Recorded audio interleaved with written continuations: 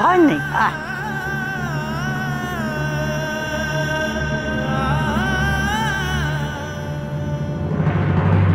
শোনো সবাই শোনো, পিসিমা আসছেন, পিসিমা আসছেন, সবাইকে নিচে থাকতে বলেছেন। হ্যাঁ এখন সে বুড়ি আবার এখন কি করতে আসছে? আবার কি কাণ্ড বাঁধিয়ে আসছে? দেখা যাক আমি আমার বউকে খুশি করতে পারি কিনা। মানে কই গো, সব কই? সবাই আছো তো নাকি? দেখো কাকে নিয়ে এসেছি।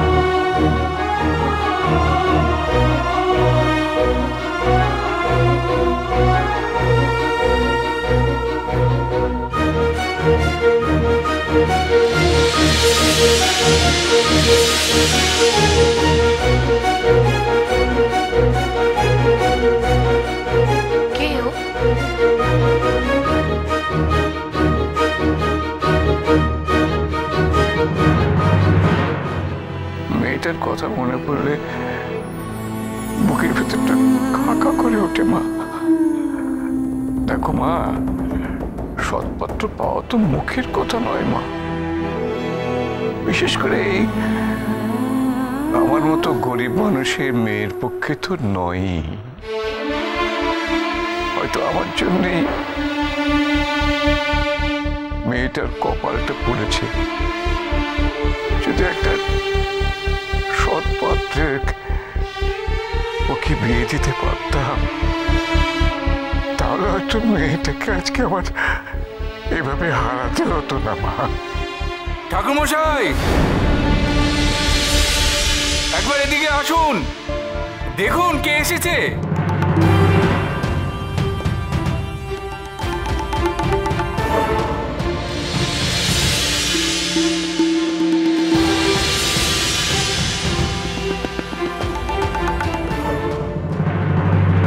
কে এসছে বাবু? কে এসছে?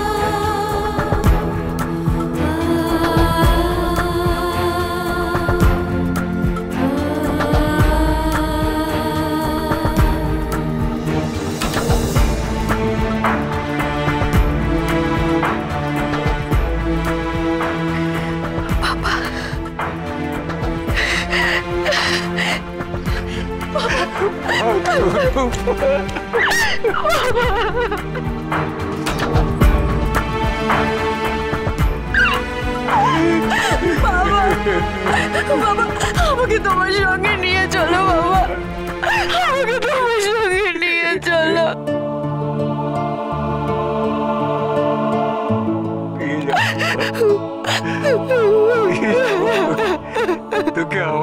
দিয়ে যাবো মা। আমি আর ওদের কাছে তোকে যেতে দেবো না। চিরকাল তুই আমার কাছে থাকবি মা। তুই চিরকাল তুই আমার কাছে থাকবি, আমার কাছে থাক। আমি তো এখনো বেঁচে আছি মা, আমি তো এখনো বেঁচে আছি মা, আমি তো এখনো বেঁচে আছি মা। তোকে আর কষ্ট করতে হবে না রে মা, তোকে আর কোনো কষ্ট করতে হবে না রে মা, কোনো কষ্ট করতে হবে না। এই ঠাকুরজি, তুমি নিকুঞ্জ ঠাকুরমশার মেয়েকে কোথায় পেলে? আমি হচ্ছি পুলিশের পিসি ঠাম্মা, সব দিক চোখ কান খোলা থাকায় মার। তোমার মতো ঘরে বসে খবরদারি করে ছড়ি ঘোরাই না, বুঝেছ? এই দেখো বুড়ি, খবরদার বলছি, বাজে কথা বলবে না। বাবা বাবা, তোমরা না পারো বটে। একটা সুন্দর মুহূর্ত, সেটার মধ্যে তোমাদের এই ঝগড়ার চোনাটা না বললে চলছে না। পারো। যাকে ঠাকুরমশাই, আপনি যে আপনার মেয়েকে ফিরে পেয়েছেন, এর চেয়ে আনন্দের আর কিচ্ছুটি হতে পারে না।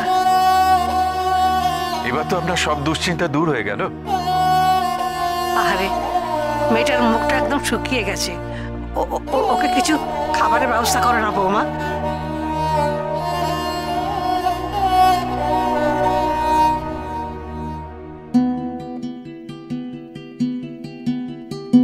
আসো।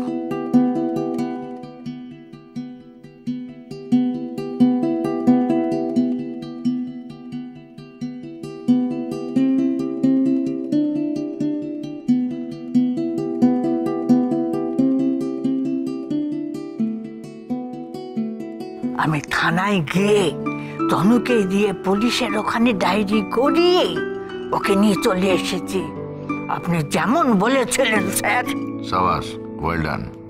উমা, তোমার সঙ্গে পিসি ঠাম্মার কথা হলো কখন? কলকাতাওয়ালি অনেক কিছুই তো করলে, গোয়েন্দাগিরি করে এটাকে বার করো।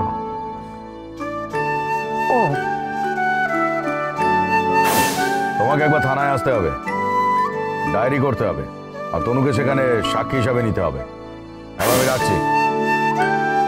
বুঝেছি। তার মানে গাড়িতে তুমি যে ফোনটা করেছিলে তনুকে নিয়ে থানায় গিয়ে ডায়েরি করানো, সেই ফোনটা তুমি পিসি ঠাম্মাকে করেছিলে। কি কেমন করলো?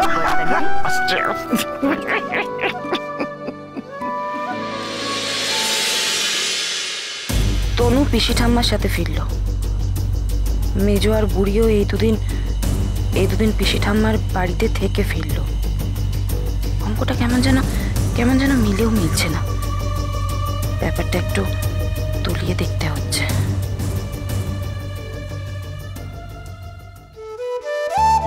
না, লক্ষ্মীর মেয়ে, খাও। আমি আর খেতে পারবো না। না, তা বললে হয়? আর খেতে পারবো না বললে কি করে হবে? ভালো করে পেট ভরে খেতে হবে মা। সেই তো ভাই, শ্বশুরবাড়িতে তো অনেক সয়েছিস, এখন ওগুলো ভুলে যা, নিজের প্রতি একটু যত্ন নেবার চেষ্টা কর। হ্যাঁ, না খেলে গায়ে ঘুরাবে কি করে? এই যা বলছি শোন, লজ্জা পাচ্ছিস কেন? আরে এটা তো তোর বাপের বাড়ির মতোই। খাও মা, খাও। বাবু, আপনার কাছে আমার কৃতজ্ঞতার শেষ নেই। আপনার মেজো ছেলে আমার মেয়ের জন্য যা করেছেন, আমি সারা জীবনেও তা ভুলতে পারবো না। না না, এ কি বলছেন? ও তো ওর কাজই করেছে। যা করার দয়াময়ী করেছে, আমি কিছু করিনি কাকাবাবু। জ্যান্ত দয়াময়ী।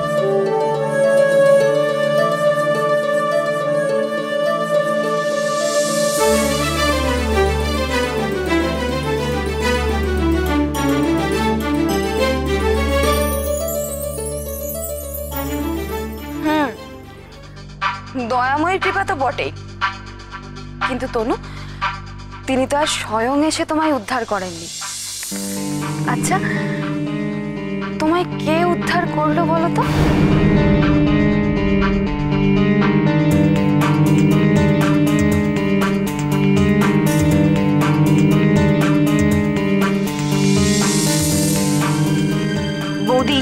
চাপ দিয়ে কথা বের করতে চাইছে।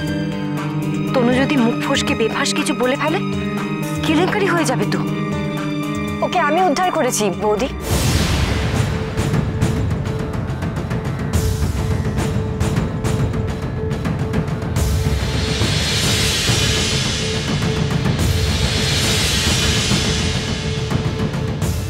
এসব বলছেটা কি বুড়ি? তুমি তুই কিন্তু খোকন যে ওকে তুই ওকে উদ্ধার করেছিস মানেটা কি? তাই বুঝি? কে বললো? কেন দুধ চাই? আরে খোকনই তো বললো। এর মধ্যে তুই এলি কোত্থেকে? বৌদির মনের ভেতর থেকে। আরে আমি তো রাত্রিবেলা ছদ্মবেশে তনুর শ্বশুর বাড়িতে গিয়ে তনুকে উদ্ধার করে আনলাম। জয়কার